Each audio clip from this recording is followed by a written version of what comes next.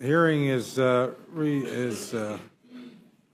re-adjourned. So if I'm correct, our next questioner is Mr. Roy from Texas. Gentleman's recognized for such time as he may consume. I thank the chairman. I thank the witnesses, our colleagues. It's hard to express and to put into words how bad things are in Texas at the moment, as my colleague, the chairman of Foreign Affairs, understands as well.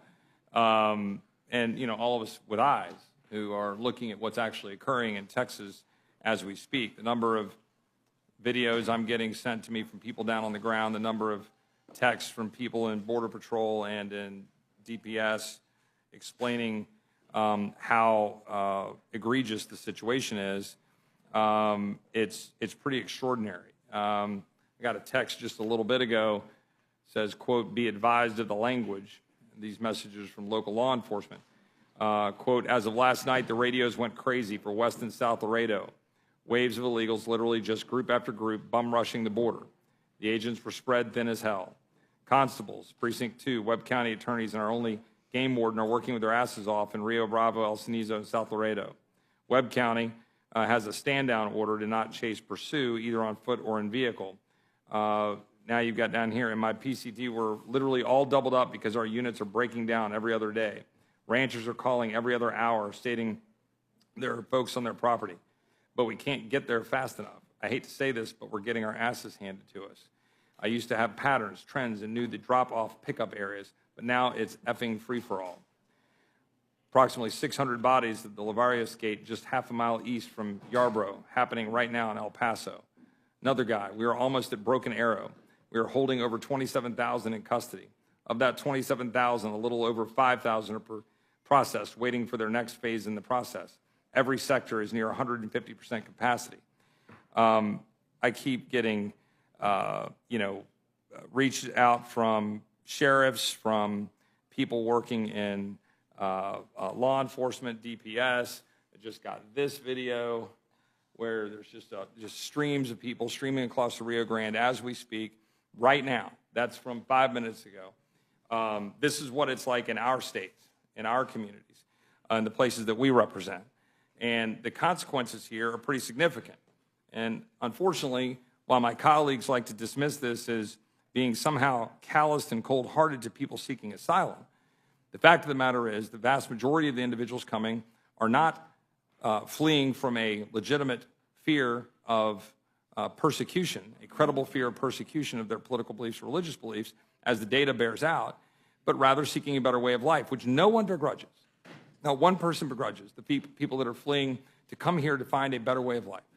But what you have here is a system being perpetrated by an administration that doesn't care about the rule of law, that is the beacon of hope for the people around the world to come to a place that respects the rule of law, but rather is allowing cartels to profit, moving these individuals, is allowing this process to continue in which people end up getting harmed and hurt. The 856 migrants along the South Texas lands along the Rio Grande or along southern Arizona that died last year, bodies found on ranches, 80-year-old, 75-year-old, 70-year-old ranchers finding dead bodies of young women, of migrants along their ranches. We just blithely just ignore that. We just act like that's nothing. We act like that's somehow the humanitarian and, quote, Christian thing to do, to say that it's compassionate to allow our wide open borders to continue. The folks have repeatedly heard the story, the horrific story of the 53 migrants who basically cooked in a tractor trailer in San Antonio last summer in Texas. Just horrific what law enforcement had to find. You say, oh, well, that's a problem because we don't have open enough borders. We don't have enough going on to process folks. The fact of the matter is, if we were actually enforcing our laws in the way that they are designed to ensure that people who have a legitimate asylum claim can have their claim heard and processed, but we are not opening our door to every single individual that would come to the river or come to the border, then we would have not chaos, but we would actually have operational control of the border. To watch Secretary Mayorkas, as my friend from Tennessee questioned, come and sit in front of the committee and say, and smirk to me, saying we have operational control of the border.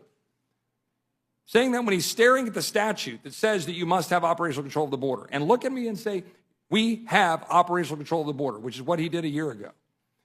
Meanwhile, just ignore when I showed him the faces of fentanyl, the dead Americans, the young Americans dead from fentanyl, page after page after page of thousands of American young, the number one killer of our young between 18 years of age and 45 years of age.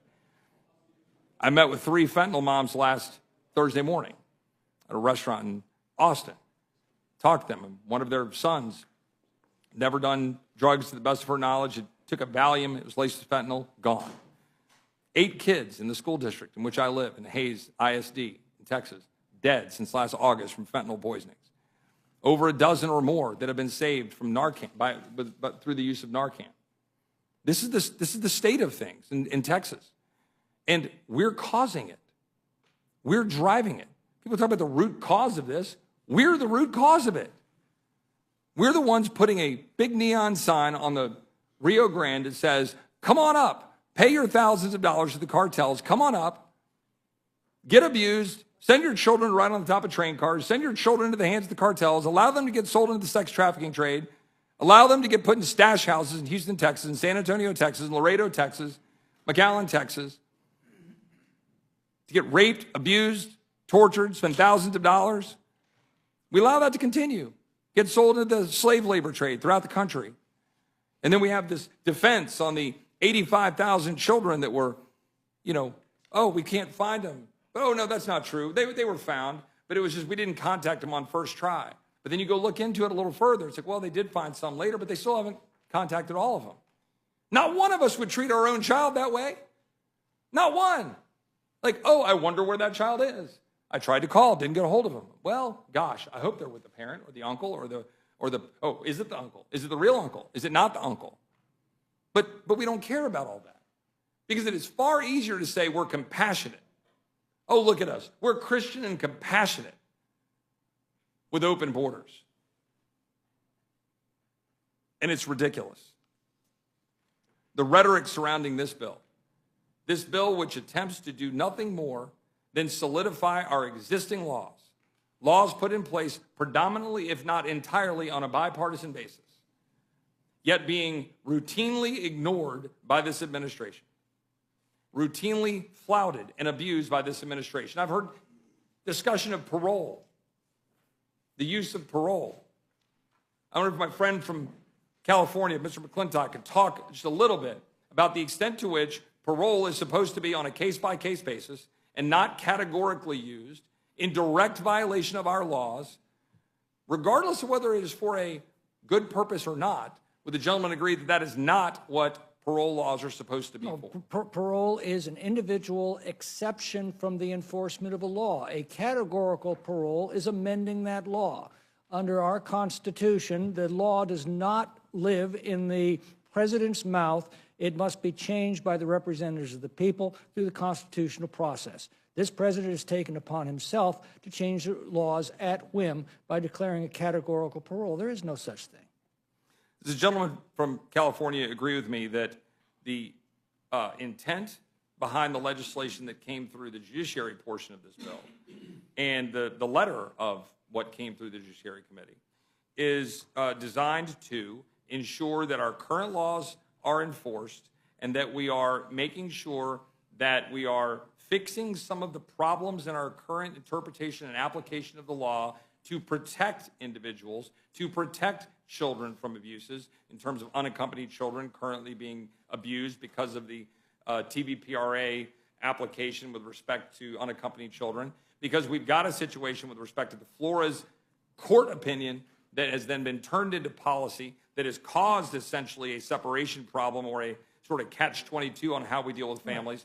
Would the gentleman agree that the purpose behind that is to actually protect individuals so that we can enforce the law properly with the maximum amount of care for the individuals in question? Well, yes. Again, this is not fair to legitimate asylum claims who have to wait years and years and years to have their cases heard because the courts have been glutted with millions of fraudulent claims.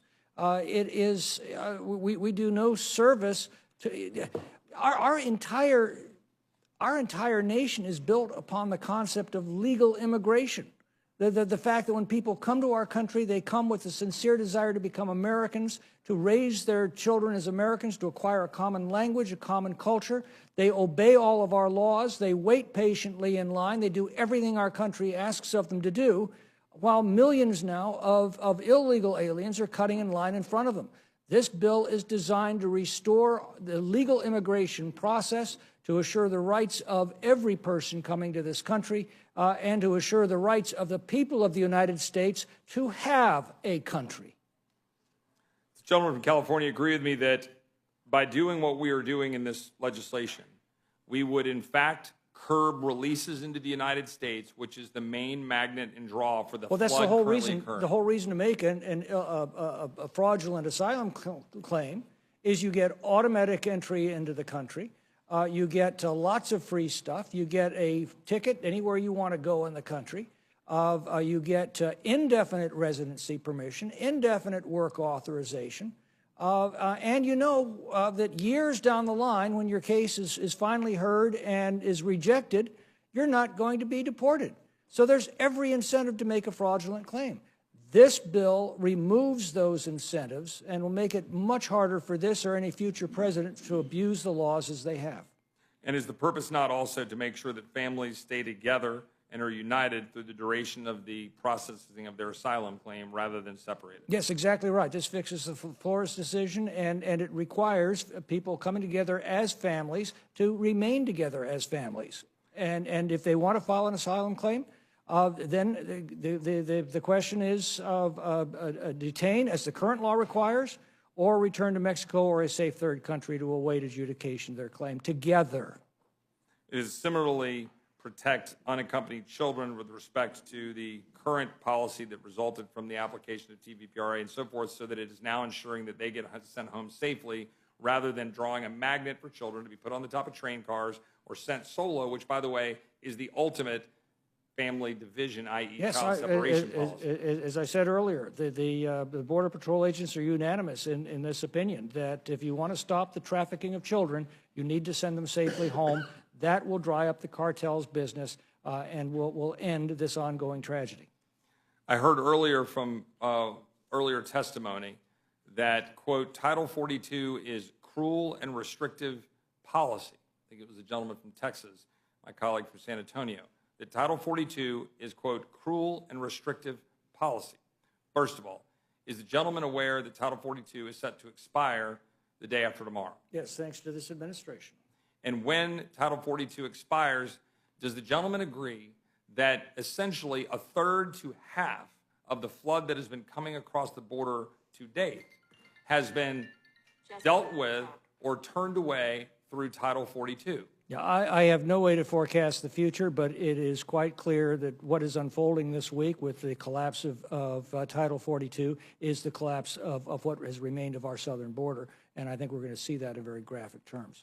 Would it surprise the gentleman that that the gentleman from San Antonio and another colleague from Texas, Mr. Kassar, requested $38 million in FEMA emergency relief for San Antonio in preparation for the expiration of Title 42? Well, again, we're watching the collapse of our social safety net that was designed to help Americans in need, and that's not just at the border, that's everywhere now. A question for the gentleman, my colleague from Texas. Could you explain just a little bit with respect to the authorities that be put forth with the State Department to negotiate asylum agreements and the purpose of that? Yeah, basically the provision reinstates and codifies into law the migrant protection protocols, otherwise known as Remain in Mexico, and the asylum ACAs, the agreements that, Mr. Roy, you know very well, was working.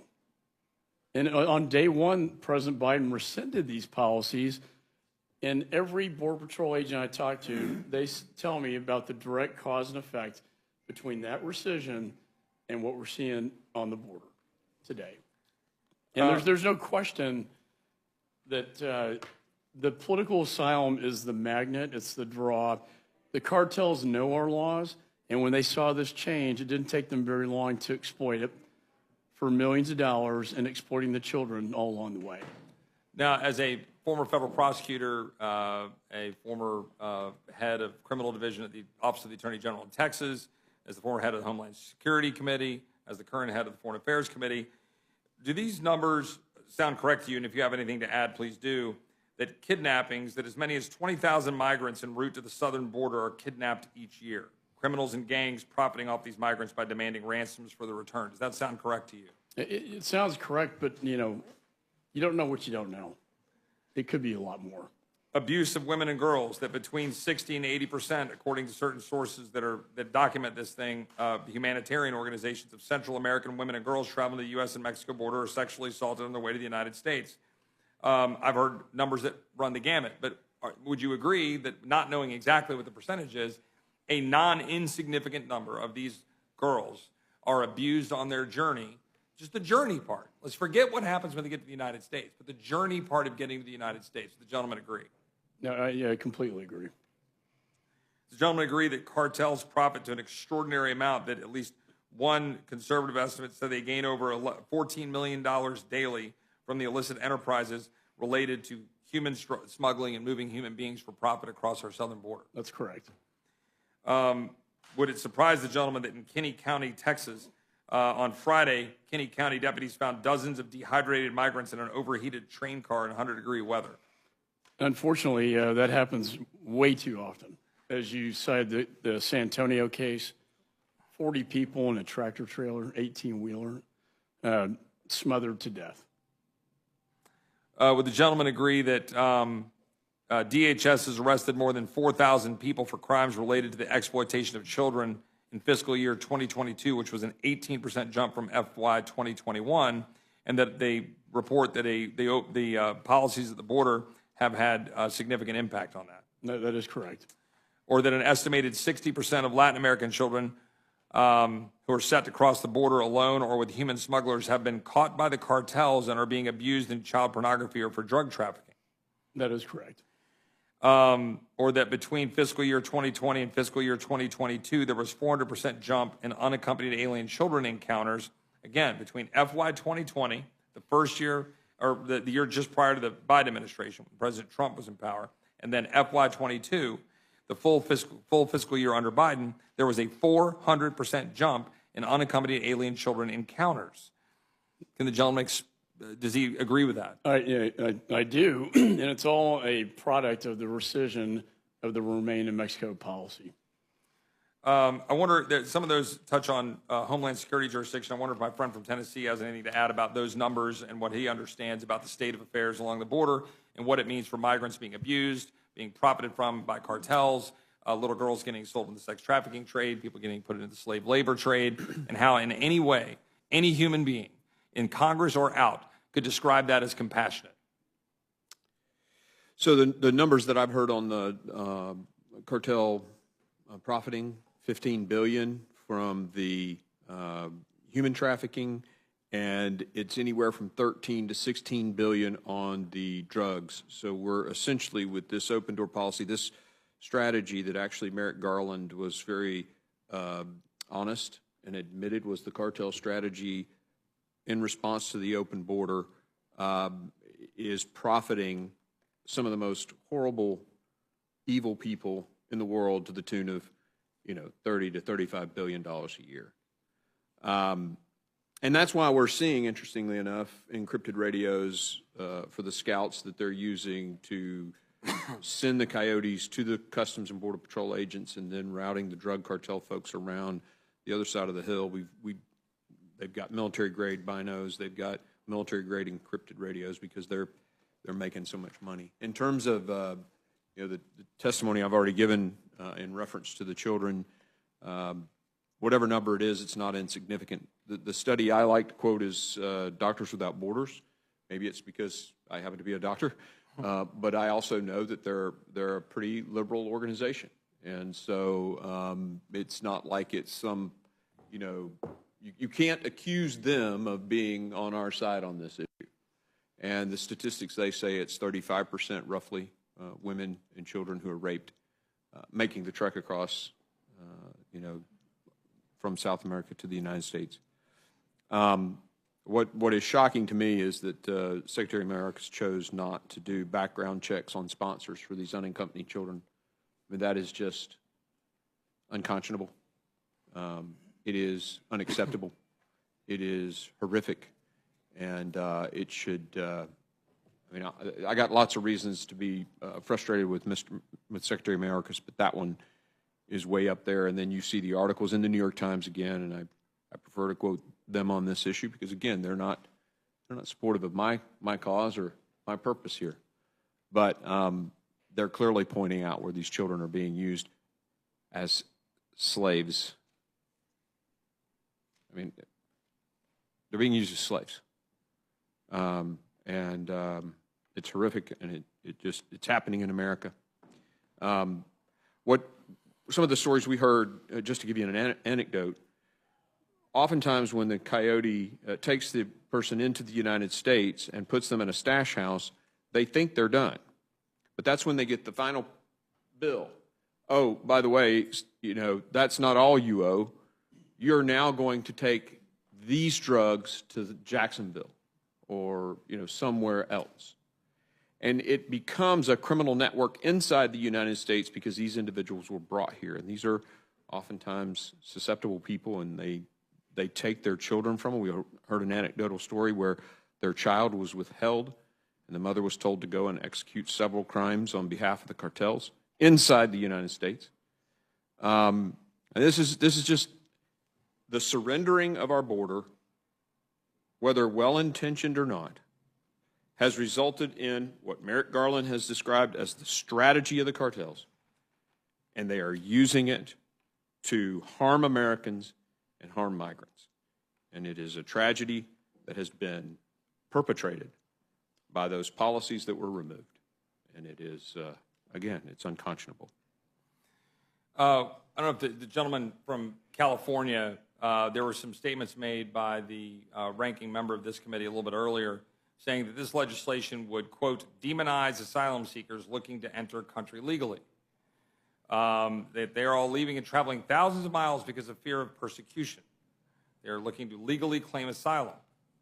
And then quoted Matthew 25:35 in response to H.R. 2 discouraging NGOs from helping those migrants. Does the gentleman from California agree that H.R. 2 does nothing of the sort, but that rather it does prevent providing the transportation, lodging, or legal service that serve as the magnet to make the dangerous journey north? Yes. In other words, participating in the human smuggling operation. Yes, it restores the conventional concept of asylum. It prevents the abuse of asylum claims. It assures that system is there for those who have legitimate claims to asylum in this country. And most of all, it restores the integrity of our borders that have been destroyed by this administration. The ranking member also alleged that it strips protections from unaccompanied minors at the border, that will allow kids to be detained for a month or more, limited their access to counsel, and sending them back to smugglers. Does the gentleman agree that this bill simply treats children from Central America the same as we currently treat children from Mexico if they are not victims of trafficking? That's in other words, exactly we would protect right. kids that are victims of trafficking. When we have the flood of children, otherwise, we would then compassionately detain them and work to return them to their families. That's exactly in order to right. prevent the magnet. And it is a moral imperative. If a little waif shows up on your doorstep, you're not going to take them 5 doors down to the sweatshop. You're going to get them safely home. Our government is currently taking them 5 doors down to the sweatshop. We need to get them safely home, as we already do for those who arrive from Mexico or Canada. The ranking member also alleged that this bill does, quote, nothing to prevent drugs from entering this country, quoting the favorite statistic of some of my colleagues on the other side of the aisle that, quote, 90% of drug seizures occur at points of entry. Well, ports of entry, everything that goes through there is inspected. Across our wide open border, nothing gets inspected unless we're able to intercept one of the 1.5 million known gotaways, which is problematic. We don't know how much is coming in through between the ports of entry because we can't inspect anything that's coming through those ports. So this is an utterly specious argument. The gentleman has no doubt visited numerous times border points of entry. Yes. So at those ports of entry, as a gentleman, would he agree that at the vast majority of our ports of entry, I can't speak to every single one of them because I haven't visited all of them, we're not scanning every vehicle, right? Correct. We're not able to scan every truck and every vehicle in terms of the technology we have and so forth. So we're using a combination of human factors, dogs, expertise. We do some scans, periodic scans. So are we catching all of the drug seizures in the first place at the ports of entry? Question one. Question two, to the gentleman's point between the ports of entry. Currently, do we have any reasonable Border Patrol activity going on between the ports of entry at the level necessary to actually patrol it? No, our Border Patrol officers complain bitterly about the fact that they're now spending all their time processing illegal aliens into the United States or doing paperwork. They can't do their jobs. But the point is this. No, they also tell me, no, we're not stopping all of the drugs at the ports of entry, but we're able to inspect what comes through and are able to stop some of it. But among those 1.5 million known gotaways, we know nothing. We can't inspect a single one of those because they got away. How much is coming through? Well, we know this. We're seeing an unprecedented epidemic across the country of fentanyl deaths. Averaging 300 a day. That's the equivalent of 2 737s crashing every single day. If that were happening in this country, don't you think there would be some alarm? And yet that's the equivalent of what's happening with the fentanyl crisis. To my friend, going back to my friend from Texas, Mr. McCall, I assume he is aware, in fact, I know he is aware, I don't need to assume it, that our home state of Texas is, with all due respect to our colleagues from Arizona and California, that currently Texas is bearing the brunt of this crisis. For example, the fentanyl deaths, that in 2022, more than 2,000 Texans died from fentanyl poisoning, a 500% increase from 2019. Does that sound correct? Yeah, that's right. I mean, I know everybody likes to say every state's impacted, and they are. But I would argue that our state of Texas is bearing the burden of this chaos and the cost. Our legislature appropriated $4.5 billion this session to deal with this problem. On top of what, 3 or 4 billion last session, right? Precisely. I mean, we are in the double digits, high billions of dollars that Texas is appropriating to deal with a border crisis that is fundamentally and constitutionally supposed to be managed by the federal government. A federal responsibility, correct. And that therefore Texas should likely be paid back for said expenses, and we'll address that at another time. But another question, is the gentleman aware that 33 counties in Texas have declared an invasion? Yes, sir. That Midland Memorial Hospital has had to provide more than $200,000 in medical care to migrant children housed in its facility. Just straight up. That's just one hospital. One hospital in Midland County, not even one of the, like, right on the border counties, like way up in Midland. Right. That Dimmitt County has seen a 332% increase in high-speed chases related to human smugglers. That we get phone calls every day from sheriffs across Texas. You've got bailouts. You've got ranchers' fences getting cut. You've got livestock getting out. And I'm just curious what my colleagues around the country think about that. They don't seem to give a damn. Does my gentleman agree? I mean, my friend from Texas agree? And so how would you like to wake up and see dead bodies on your property? It happens all the time with ranches in our state. Little girl and her grandmother died, and a human smuggler was transporting 11 illegal aliens in Arizona, Texas. And there was a chase with law enforcement, and they crashed into another vehicle, killing the occupants, which was a 7-year-old girl and her grandmother, who was 71.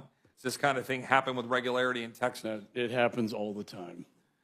I would note that I've gotten to know the Vargas family in San Antonio. Jared Vargas was a college student in my district in San Antonio, 20 years old, was killed by someone here illegally, who had been deported, had been arrested, and killed him, set his body on fire. And his wonderful family, they've become friends of mine. Is this something that is all too unusual for our constituents in Texas, with the gentleman from Texas? Well, it's a behavior of the drug cartels. They're extremely violent. I mean, they act like terrorists. They're actually probably a terrorist organization. They make a hell of a lot of money off these children that they enslave, and then the criminal enterprises in the United States that Chairman Green talked about. I would ask my friend, Chairman Green, my friend from Tennessee, Title 42 has not yet been lifted, right? It will expire on Thursday, correct? That is correct. And yet the border is nevertheless being overrun as we speak. Every news story, every news channel that's covering this in terms of a flood of human beings coming across the border. Last week, DHS ordered hundreds of its employees to drop their regular duties to deploy to the southwest border for 60 days to assist with the anticipated surge. Does the Chairman of Homeland Security agree with that and aware of that? Yes, I am, and I agree. An estimated 600 to 700 U.S. CIS officials will be deployed to the border on top of the countless TSA, ICE, military service members, and Border Patrol agents pulled from other sectors. This on top of a significant number of the DPS authorities in Texas who have been deployed to the southern border at expense to Texans. Does the gentleman from Tennessee agree with that? Yes, that is factually correct. That one USCIS employee expressed their opposition to the new directive, saying, quote, "I strongly believe that credible fear applicants are being trafficked into the United States to work off their debt to their smugglers. Some of them are being trafficked as sex slaves," the employee said. "There's a reason why I left asylum, and that is one of the reasons. That is, I don't want to work as a middleman for drug cartels and sex traffickers." Is the gentleman aware of those kinds of sentiments by people who have had to work in the Department of Homeland Security under an administration completely either feckless or more likely completely purposely allowing our border to get overrun while those who are supposed to be charged with securing the border have to deal with those kinds of situations? I have had many of the DHS employees tell me just exactly the same.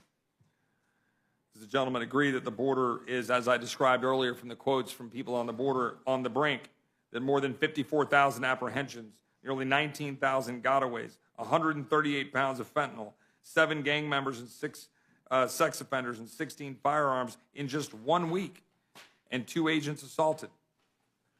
Gentlemen agree with those kinds of stats, not specifically, but in general, that those are the kinds of things? Absolutely, and we can see large caravans forming in the Darien Gap and throughout Central America. I was on the phone with the president of Guatemala yesterday, who was telling me that they're coming through his country now, and they're doing devastation in his country, harming his country.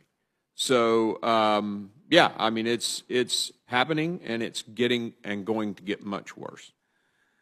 Back to my friend from Texas, is the gentleman aware that Texas cities are right now bracing for the worst? El Paso, for example, has declared a state of emergency last week, the second time it has done so due to the crisis. That the city's downtown migrant center has been overwhelmed with migrants, leading to many of them setting up tents and panhandling in El Paso. That up to 12,000 migrants are waiting in Juarez, waiting to enter El Paso once Title 42 is gone. Which will be Thursday, the day we pass this bill, and it's going to get a lot worse. And that's because we don't have operational control of the border, rather the cartels do.